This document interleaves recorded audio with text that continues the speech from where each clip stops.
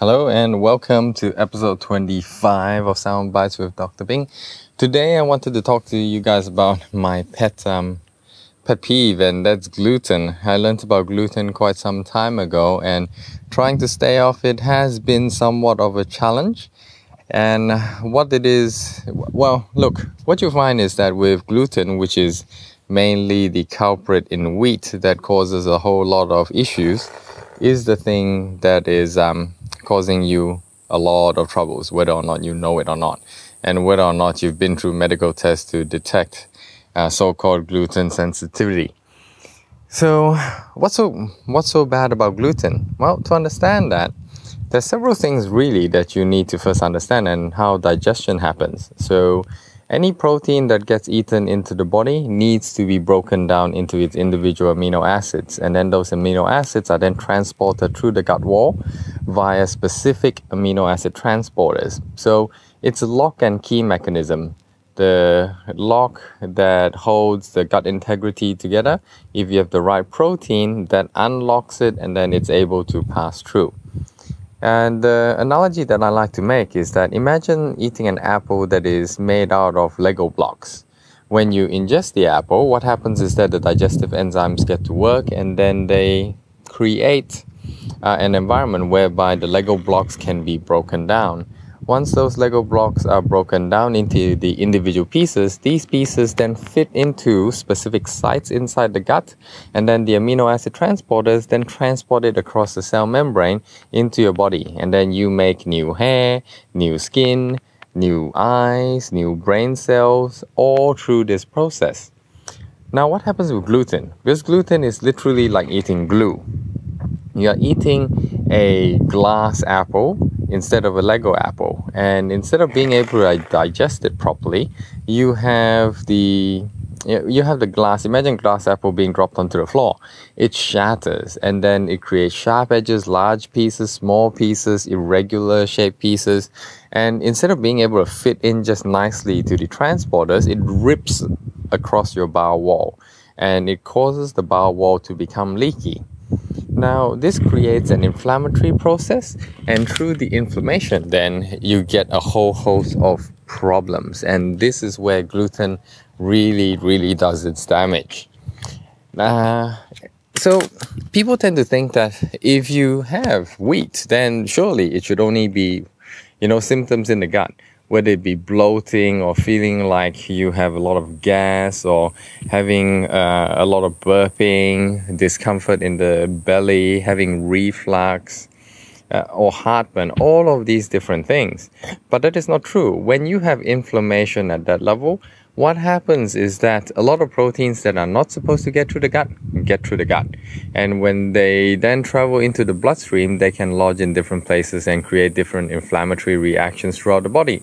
So common symptoms of actually ingesting gluten are brain fog, arthritis-like symptoms, pain, worsening concentration, irritability, difficulty concentrating. It is a systemic issue. I have people who break out in rashes. I have people who keep gaining weight. But that's, again, different things that lead to it. There's a great book that is called Grain Brain. It explains all about gluten.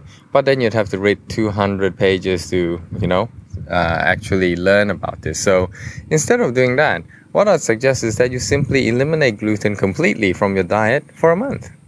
Okay, if you do that, then you will have a actual baseline to which to judge your results. You say, this is what's happened since I've not had gluten, and I either feel better or I don't. My reflux is either better or it's not. I actually sleep better or I don't. And my mood is more stable or it's not. Knowing this gives you tremendous power, because then you can choose. You can go, wow, actually, I found that gluten makes my back pain worse. Or you found that actually gluten does zero to my digestive system. Or it might be that you become constipated, or you have diarrhea, and you will get to find out what is actually going on. So, the moral of the story, get rid of gluten. There is no there is no space in your diet for gluten. Unless you like being malnourished, unless you like not absorbing the nutrients that you need, unless you prefer feeling less than 100%, you should not eat gluten. I say this very strongly. I'm not like, are there times when you might have some? Some people have really good tolerance to it because their bodies are functioning efficiently, and they're either that or they've had the burden for so long it just does not matter anymore. So unless you're one of those people, and even still, I think that you should get off it because there is no great nutritional value. And if you're wasting space taking in things that are non-nutritious, then why not swap it for something that is better? Okay, well, that's the end of my rant today. I just thought I want to share that with you because, again, I've been spreading this message for quite some time, and the amount of patients that I've had who've actually came good simply by removing gluten is amazing. Arthritis has gotten better. Chronic migraines that never went away. Rashes that have no explanation. Kids that have asthma flare-ups and had tonsillitis multiple times who no longer need that and they've cancelled their surgery. The list goes on and on and on. So, are you going to be the next success story, or are you just going to do what you've always done and get what you've always got? I sincerely hope that you would actually try it. What have you got to lose? Except maybe some extra weight, except the brain fog, except the pain in the guts, except there is nothing for you to lose that you do not want gone from your life if you eliminate gluten. I can guarantee you that. Alright, I hope you have a fantastic day. It was great speaking with you. And please send me to the questions. Love the interaction, and we'll get to you again shortly with another good topic. Bye.